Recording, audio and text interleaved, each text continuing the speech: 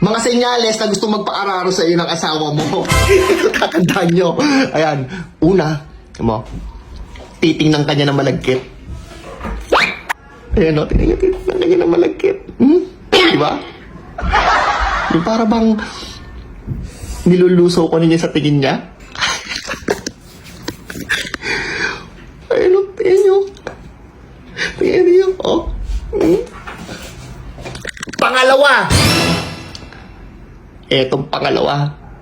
Mga galawan niya na inaakit ka.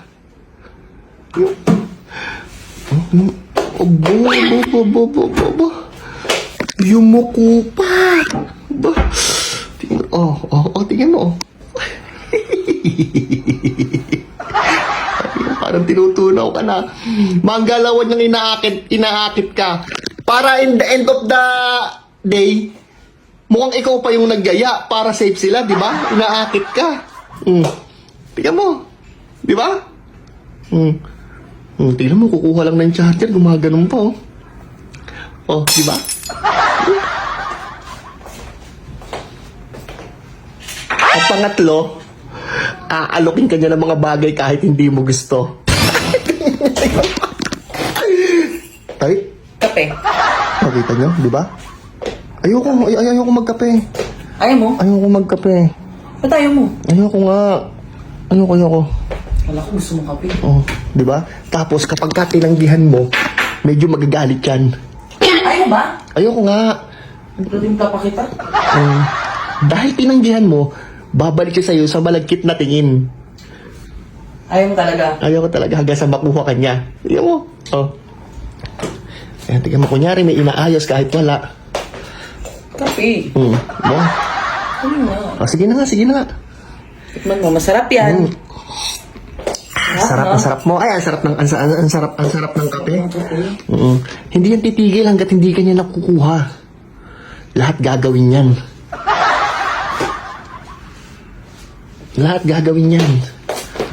Diba? Hanggang sa makuha ka niya. At pagka talagang alam niya na wala na siyang chance na makuha ka, ito ng pinakamatinding gagawin niya. Ayan na.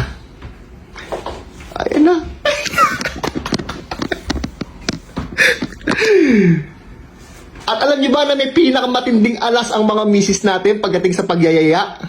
Dahil gusto talaga nilang maararo sila? Yayayain ka niyan sa pinakamatinding paraan. At alam niyo ba kung ano yun? Lalasigin ka niya. Ay, Tara. Inom tayo. ang bilis ah. Inom tayo. Tingnan mo.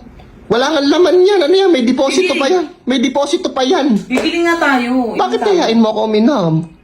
Wala lang. Gusto ko lang mag-chill. Hindi na tapos... To. Ano yan? Kakanta tayo habang nag-iinom. Ay, lalasingin mo ako? Hindi! Oo. Lalasingin mo ako? Ang araro. Ano ba? Araro! Sige na nga, para hindi ka naman.